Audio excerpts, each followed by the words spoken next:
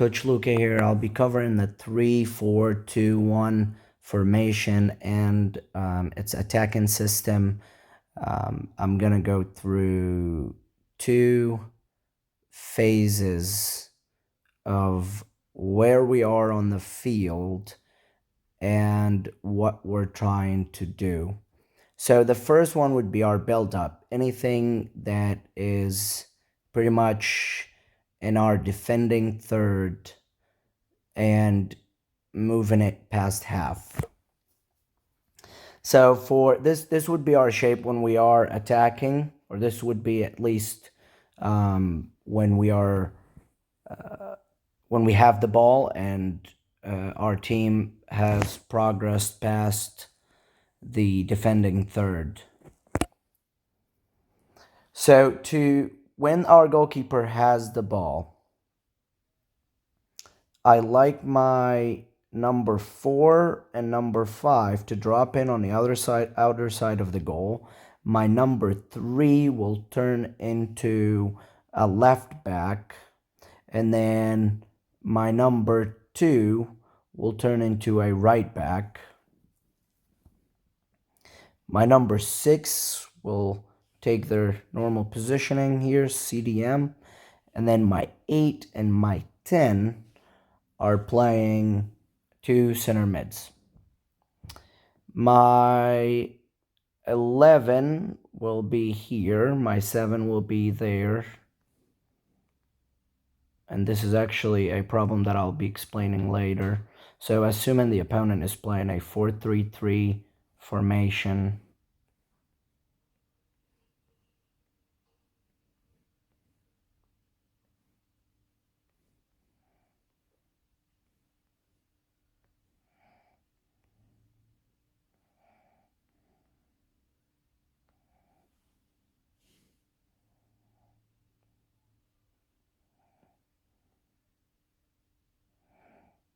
where did my 9 go? There.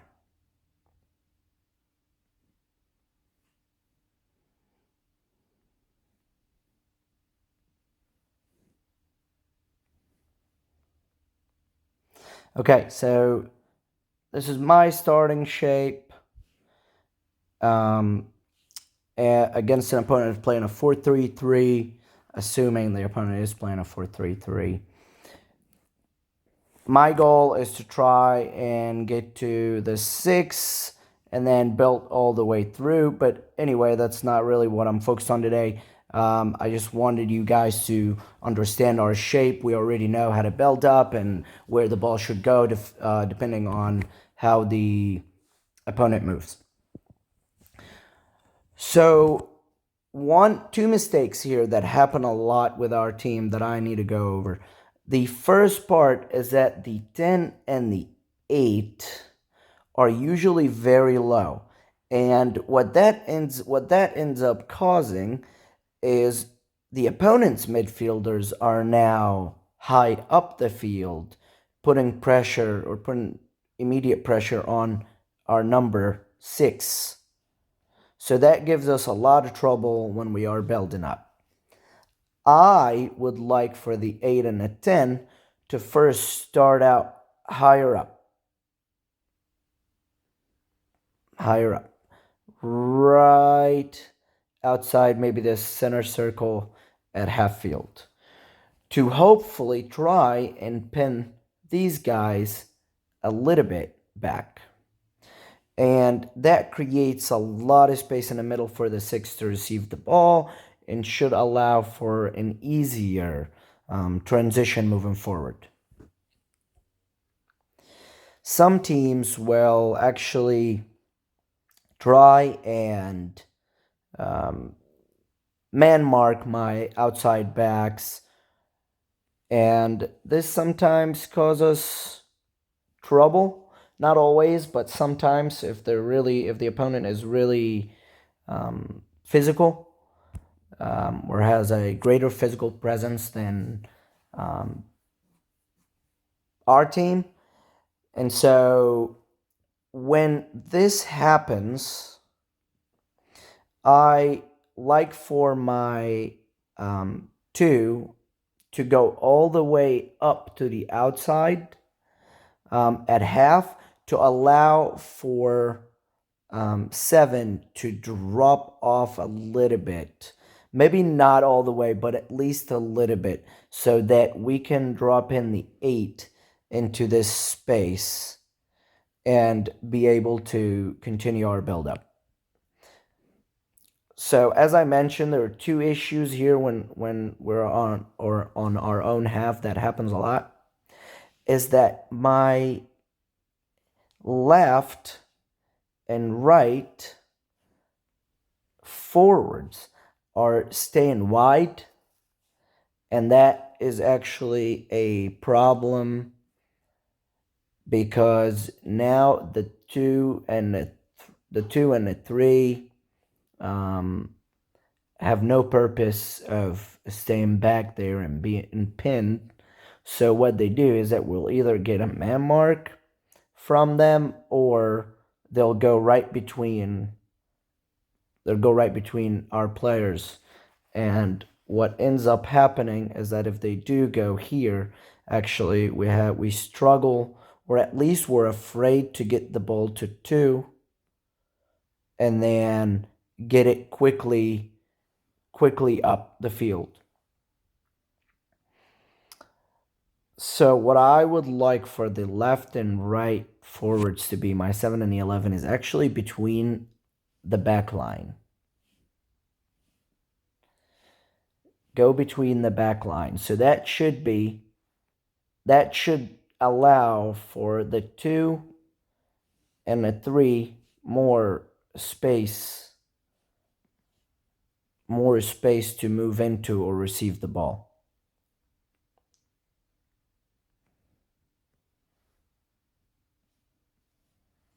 That would be issue number 2 when we are on our own half. So we have to be aware of not just where I need to be, but actually trying to get this defender attention and hopefully moving them away into where we want them to be, so that we can continue to have a cleaner or easier or a successful build-up. Okay, now as we go into the other half of the field, so let's see if I can do it here.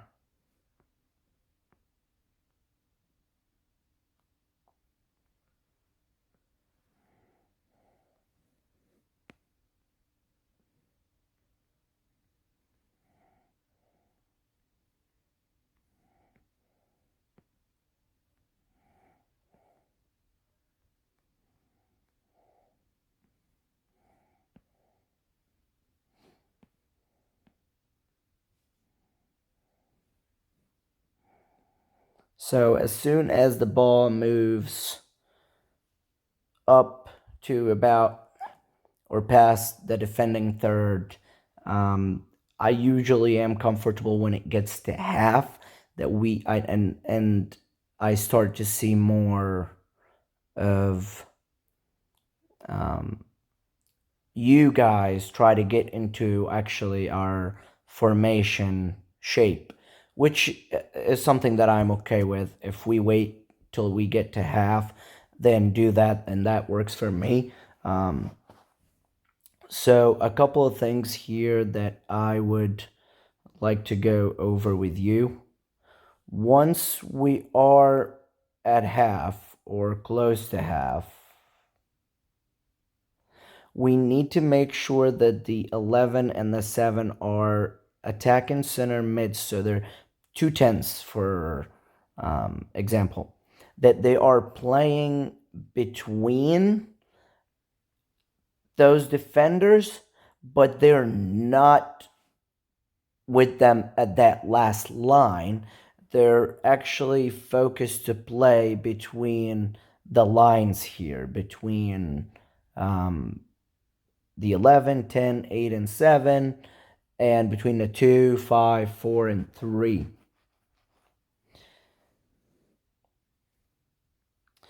So these next few things happen sometimes to us, and we have to be more aware of where you are to make your teammates' job easier, or actually in soccer, um, the things that you don't really do it for yourself.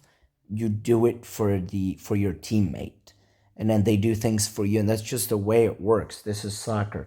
So for example here, my 8, my 10, my 8 and my 6, sorry, are closing. They're not in a bad position here if they would to receive the ball, which wouldn't be a problem.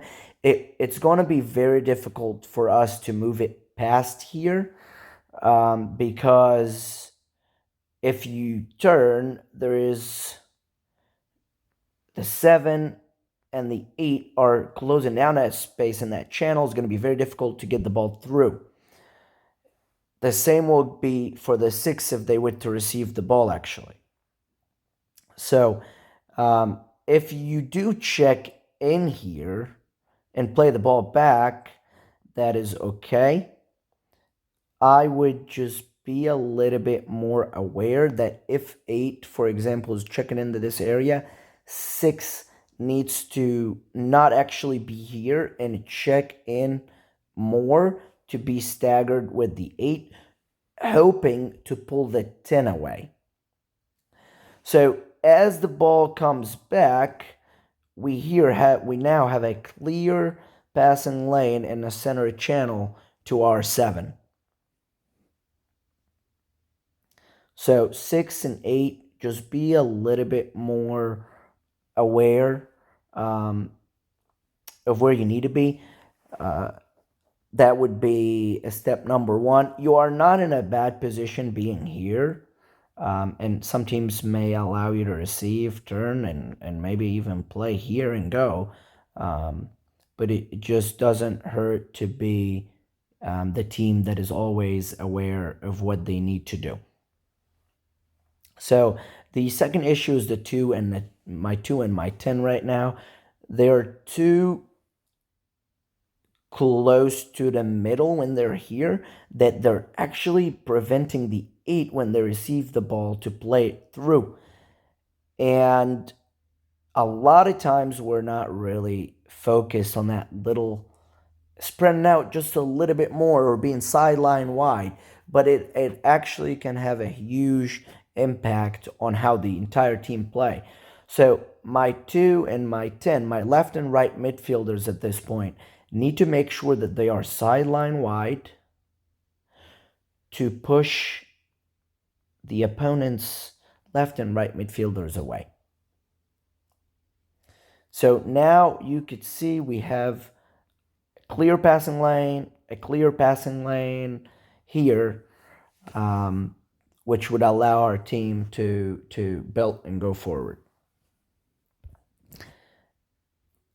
Now, as we talked about earlier, the two center attack and center midfielders, make sure you don't drop too low and you're focused to actually play between the blue lines here, between the blue defenders, between their center midline and their defensive line. If we are able to get the ball to the center attacking midfielder in the inside channel, what most likely will happen is that they're going to draw 1 or 2 defenders on them. And that's actually what we're hoping to happen. So as soon as they get the ball, we have to time our run behind the 7 here into the open space, hoping to get the ball there and eventually have a cross or maybe tuck in and run toward the goal. Now, if the other team, for example, isn't really pressing the 11, Well, then that's very easy. We turn and either combine with the 9, or as soon as we see 11 is turning and come and add the goal, number 9 runs, create a fake run to the or behind the 4. Make sure you are staying on, and so that hoping to move this guy away, and that way we can maybe drive in and shoot. So you could either use 9 as a decoy, or you can play the ball in and have 9 get to it this way.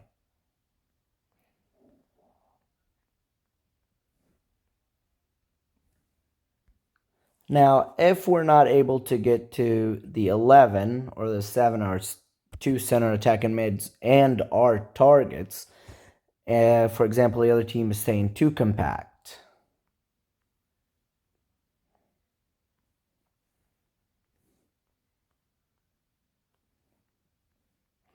they're staying too compact and not allowing for any play in the center channel, then what we can simply do is that get to our number 2,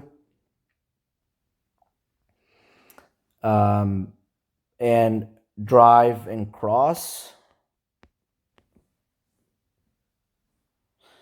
Early crosses, if the other team we're playing is defensively strong and they're really not letting you get past that final player, then an early cross would be really good.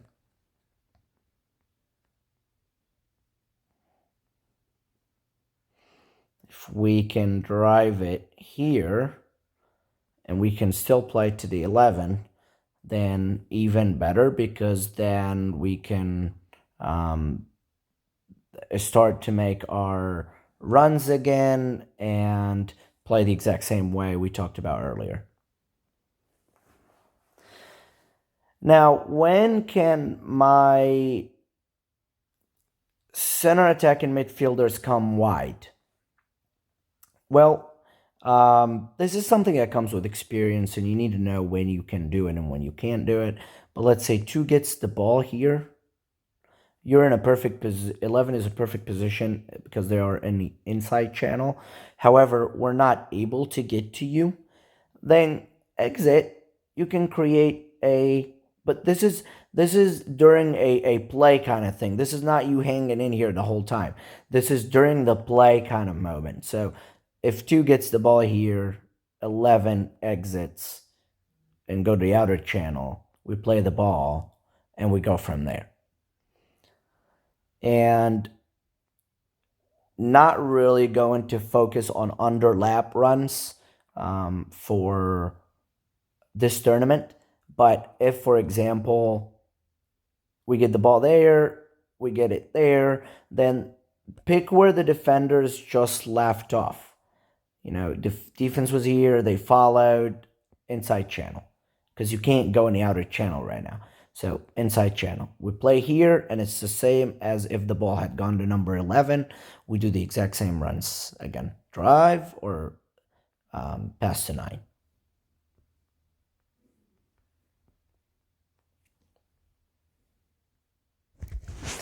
For my center attack and midfielders, my 2 10s.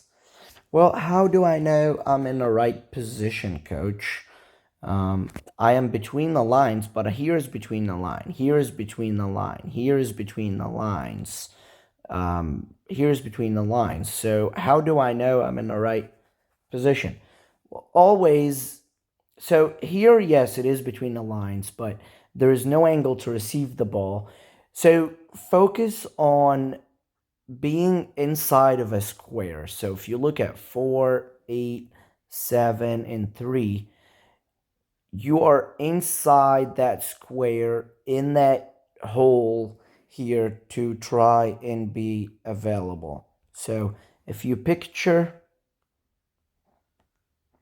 this here, that's the square you're in, and you can see where we can get the ball to you. And this is where we need you to be. And that central channel right between the two lines, but also always available to receive the ball.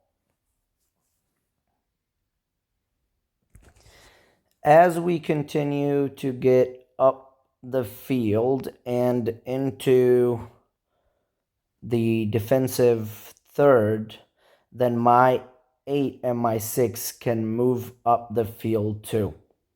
My 11 and 7 will go in between defenders.